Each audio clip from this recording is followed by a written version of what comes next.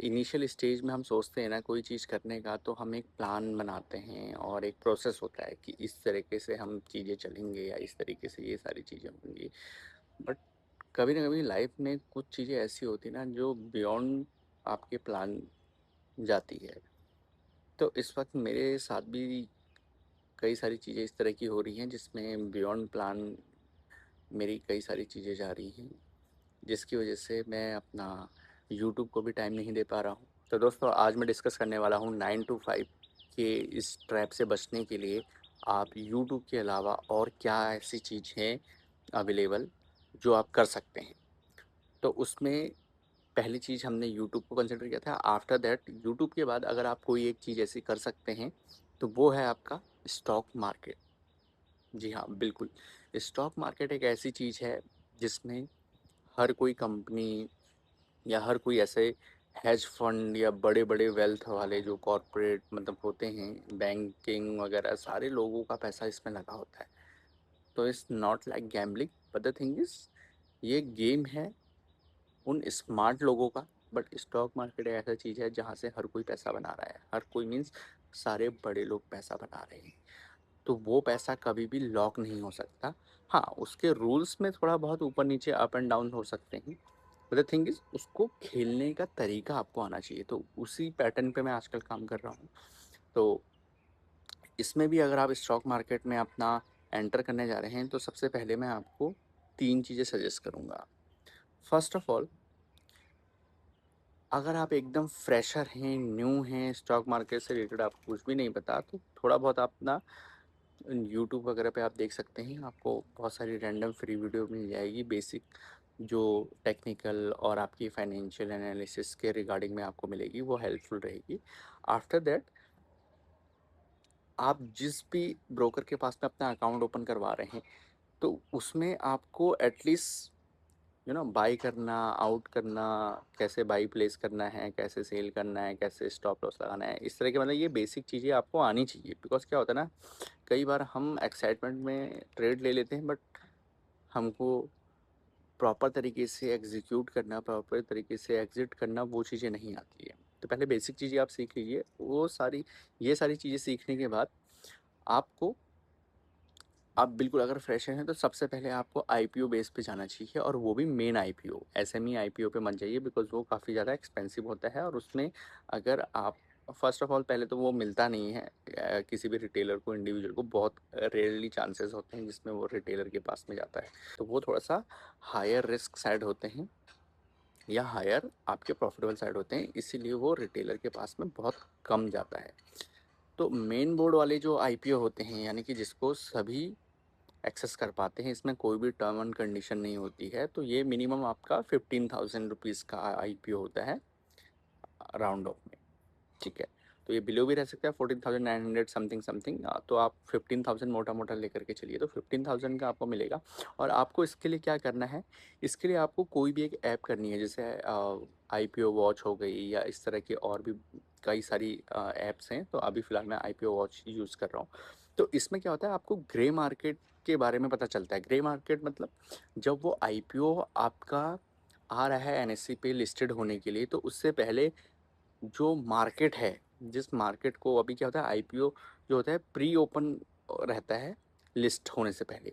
तो उसमें क्या होता है, जितने भी पार्टिसिपेंट उसको बाय करना चाहते हैं या जितने भी लोग उसमें इंटरेस्टेड है ना, तो उसका एक वैल्यूएशन आता है कि सपोज़ लेट्स से मैं अपना आईपीओ लेके आया हूँ 15 रुपीज़ पे। तो अब उसके लिए मैंने आप सपोज़ लेट्स से कि 100 ऑर्डर मैंने हैं जो मेरे को निफ्टी पे प्रोसेस करने हैं।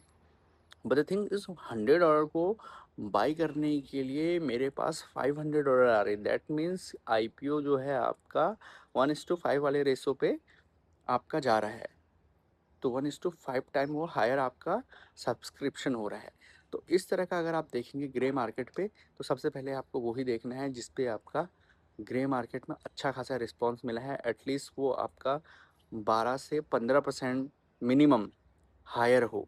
तो 12 से 15% वो अप जा रहा हो, उस पे आप बैठ लीजिए। हालाँकि वो आपके बहुत रेयर चांस होते हैं जब आपको मिलते हैं, बट द थिंग इज़ कि मेन बोर्ड होने की वजह से वो बहुत सारे रिटेलर को मिलता है। तो उसमें वो लक वाली बात भी होती है। तो फर्स्ट ऑफ ऑल आप वो ट्राई कीजिए। एंड सेकंड वाले सिनेरियो में हम जाते हैं बिल्कुल सेफ साइड में, बिकॉज़ क्या होता है जब भी कोई स्टॉक मार्केट में एंटर करने जाता है ना, तो हर किसी को यही चीज़ होता है कि बहुत जल्दी पैसा बनाना है। एक होता है पैसा बनाना, लेकिन सेकंड जो थिंग होती है वो होता है बहुत जल्दी पैसा बनाना। तो हर कोई ना बहुत जल्दी पैसा बनाना चाहता है, जिसके चक्कर में वो निफ्टी या स्टॉक के या बाकी और इंडेक्स के कॉल और पुट साइड में जाता है, जिसको हम बोलते हैं ऑप्शंस। तो ऑप्शन थोड़ा-सा क्या होता है, हायर रिस्क होता है। तो इसको अगर आप सही तरीके से यूज़ नहीं कर पाते हैं, तो ये किसी भी इंसान की लाइफ में, मैं आपको गारंटी देता हूँ, स्टॉक मार्केट में सिर्फ वो ही इंसान बैंकरप्ट हुआ है जिसने ऑप्शन में डीलिंग करी है।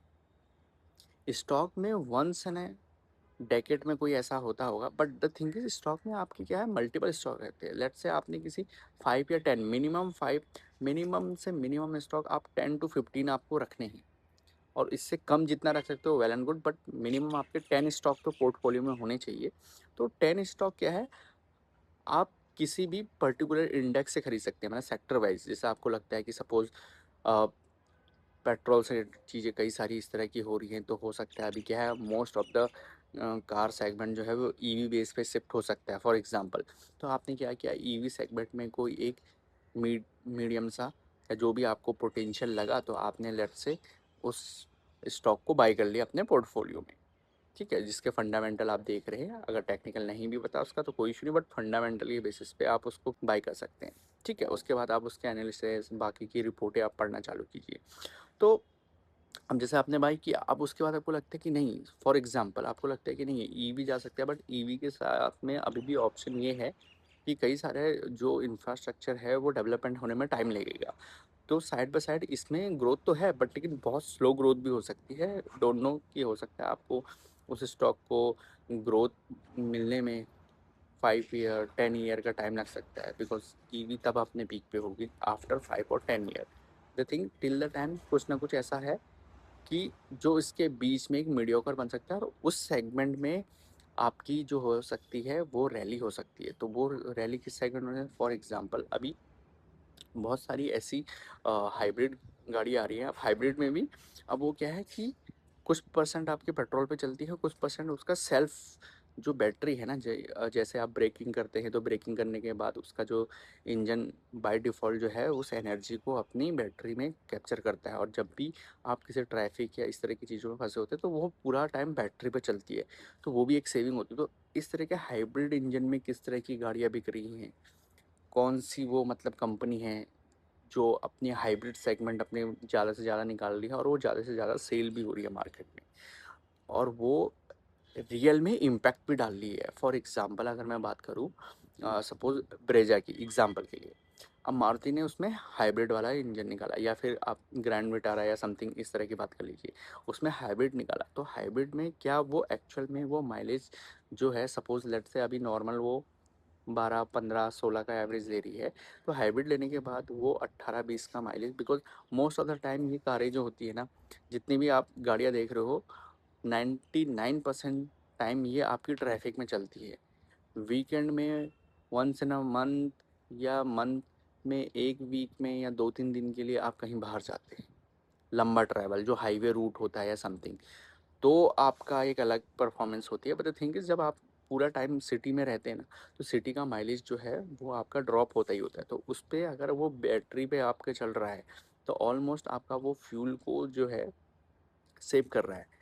तो कहीं न कहीं से अगर माइलेज को ना भी देखें, फॉर एग्ज़ाम्पल माइलेज आपकी स्टिल 18 है, बट द थिंग इज़ अब जो फ्यूल आप हफ्ते में 2 दिन भराते थे, अब वो आपको 1 ही दिन भराना पड़ रहा है। तो कहीं न कहीं से वो भी आपका बेनिफिट हो रहा है। तो उसको हर चीज़ में लीजिए, हमेशा माइलेज ही नहीं होती है, बट द थिंग इज़ कि आप जितने टाइम ट्रैवल कर रहे हैं, उस ट्रैवल वाले जर्नी में आपका हाइब्रिड आपको सपोर्ट कर रहा है टू सेव योर फ्यूल।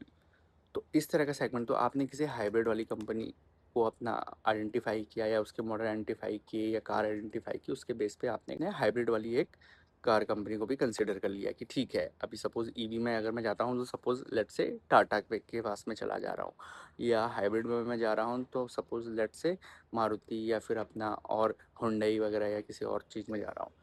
तो ये 2 चीज़ें आप कंसिडर कर सकते हो। तो इस तरह की चीज़ें आपको पोर्टफोलियो में ऐड करनी है।